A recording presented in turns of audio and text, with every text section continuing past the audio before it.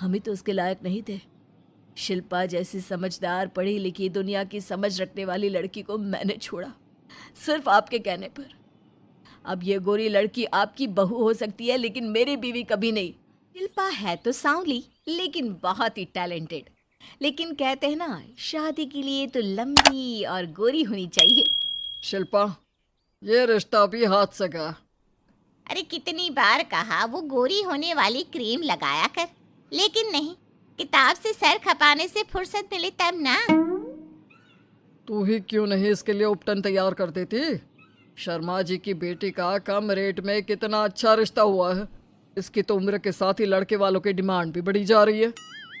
शिल्पा को ये बातें अब बुरी नहीं लगती थी। लगे भी क्यों, बचपन से सुन जो रही थी वो ये सब कुछ। उसके लिए ये तो मात्र एक कान से सुनना और दूसरे कान से निकाल देने वाली बात थी। फिर एक रोज, पापा पापा मेरी नौकरी लग गई है। वाह, अच्छा। कहाँ बेटा? न्यूज़ चैनल में पापा, खबरों को लिखना होगा। हाँ, वैसे भी तेरे जैसी सांवली शक्ल की लड़की को कौन पर्दे पर आने देगा, क्यों? चल, 4 पैसे कमाने लायक हुई है तो लड़के वालों को बोल देंगे कि कमाती भी है, फिर शायद कोई कर ले शादी। हाँ सही कह रहे हैं। वैसे बेटा कल शाम को एक लड़का और आने वाला है, उसे भी देख लेना। शिल्पा को इस बार गुस्सा आ जाता है। अच्छे न्यूज़ चैनल में नौकरी लगने की खुशी भी माँ पापा के चेहरे पर नहीं दिखती। अगले रोज ऑफिस से शिल्पा घर आती है तो सामने बैठा होता है हिमांशु। हिमांशु शिल्पा को देखता है तो पहली नज़र में तो वो उसे पसंद नहीं आती, लेकिन फिर भी फॉर्मेलिटी तो करनी थी। हाँ, ओके, तो क्या शौक है तुम्हारे और खाने में क्या क्या बना लेती हो? मुझे पढ़ने लिखने का शौक है, खाना बनाना नहीं आता, बिल्कुल भी नहीं आता। पर फिर भी क्योंकि ये रिवाज है कि बहू को खाना बनाना होता है तो थोड़ा बहुत बना लूँगी, लेकिन उतना ही वक्त किचन को दे पाऊँगी जितने में मेरा काम, मेरी नौकरी सफ़र ना हो। बाकी भूख तो तुमको भी लगती होगी, तो खाना बनाने की जिम्मेदारी दोनों की ही होगी, है ना? शिल्पा बोले जा रही थी, बोले जा रही थी। अब तक जिन लड़कियों से हिमांशु मिला था, शिल्पा उन सब से अलग थी। वो ऐसी ही तो लड़की चाहता था। शिल्पा से बात करने के बाद, ठीक है, फिर शादी 2 महीने बाद करेंगे। वो क्या है ना, खाना बनाना भी तो सीखना होगा ना। मुझे मंजूर है। शिल्पा को भी हिमांशु अच्छा लगने लगता है। दोनों की शादी हो जाती है, लेकिन शादी के बाद से ही हिमांशु का परिवार शिल्पा के रंग को लेकर कई बातें बनाता। क्या बात है हिमांशु, क्या कमी हो गई थी जो ऐसी काली सी बहू ले आया? काली काली तो नहीं है। हाँ, मेरी शिल्पा का रंग हल्का सांवला है। वैसे आप तो कृष्ण की भक्त हैं, जानती है ना, उनका रंग भी सांवला था। अब सांवले रंग के कृष्ण की पूजा, तो सांवली मेरी बीवी खराब कैसे? बात तो सही भी थी। क्यों सांवला रंग खराब माना जाता है? शिल्पा पति का तर्क सुन रही थी। थोड़ी देर के बाद, क्या बात है, शब्दों का जादू आ गया। क्या तर्क दिया आपने सांवले रंग के समर्थन में? तो क्या तुम ही पत्रकार हो? अरे तुम्हारा पति भी कम नहीं है। शिल्पा रोज एक नई तरक्की छू रही थी। कभी विदेश दौरा तो कभी बड़े बड़े लोगों का इंटरव्यू। एक दिन, सुनो, आज का दिन बहुत खास है, मैं मुख्यमंत्री जी का इंटरव्यू लेने जा रही हूँ। अरे वाह, क्या बात है, सही है यार। तभी ससुर आ जाते हैं। बहू, थोड़ा मेकअप भी कर लेना, वरना काली काली फोटो सब जगह आएगी। अरे हम तो शर्म के मारे किसी को दिखाते भी नहीं कि ये हमारी बहू है। न जाने क्या कमी थी। अरे वो शारदा दीदी की बहू देखो, कैसे मक्खन की तरह गोरी है। और नताशा, वो तो ऐसे लगता है जैसे भगवान ने दिल खोल कर रंग दिया है उसको। अरे माँ, आजकल रंग नहीं बुद्धि का जमाना है। हाँ, तो वो दोनों कहाँ पागल है, अच्छा खासा घर देख रही है। शिल्पा को ससुर की बात पर गुस्सा तो आता है, लेकिन वो मूड खराब नहीं करना चाहती। वो तो बस तैयारी करती है कि जल्दी से अच्छा सा मुख्यमंत्री का इंटरव्यू हो जाए और दुनिया देखे। होता भी यही है। शिल्पा जब शाम को घर आती है तो, अरे चाची, बुआ, फूफा जी, कैसे हैं आप सब? कैसे आना हुआ? शिल्पा को आसपास के लोग भी देख रहे थे। वो भी जानती थी कि उसने जो इंटरव्यू किया वो कितना वायरल हो रहा है। अरे बहू, बड़े लायक हो तुम।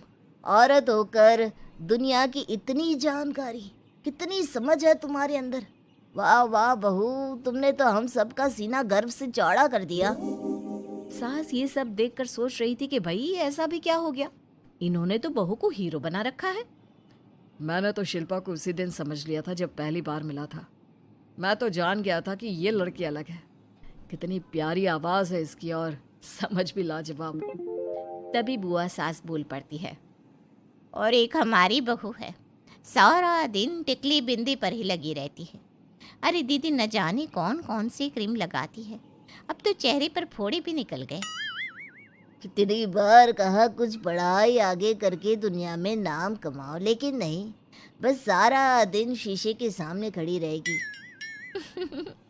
कोई बात नहीं फूफा जी, वो भी किसी की पसंद हो सकती है। हम लोगों का क्या, एक काम अच्छा कर दिया तो पूछ लिए गए, नहीं तो जमाना तो गोरी सूरत की ही तारीफ करता है। क्यों माँ जी? हाँ हाँ, वो क्या है ना, मैं ज़रा पानी लेकर आती हूँ, तू बैठ बहू। हाँ हाँ बहू, तू तो बैठ।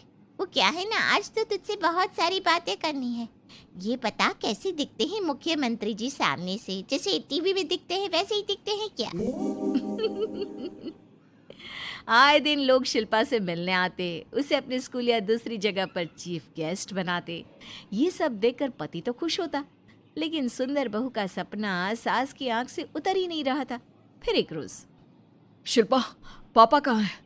माँ जमीन पर गिरी पड़ी है, वो बेहोश हो गई है। शिल्पा की सास को गंभीर बीमारी हो जाती है और फिर आप लोग अपनी माँ की किसी बात को मना ना करना। उनका दिल कमज़ोर हो चुका है। दिल में कोई बात लगेगी तो उनके हार्ट अटैक आने के चांसेस हैं, तो समझ रहे हैं ना। कुछ दिनों में ठीक होकर सास घर आ जाती है और फिर एक दिन, देख बेटा, मैं मरने से पहले एक सुंदर बहू का चेहरा देखना चाहती हूँ। अरे मैं नहीं चाहती कि तू इस काली कलूटी के साथ रहे, छोड़ दे इसे। अरे कल को तेरे बच्चे भी ऐसे काले पीले पैदा होंगे और फिर हमारा खानदान देखने लायक नहीं होगा।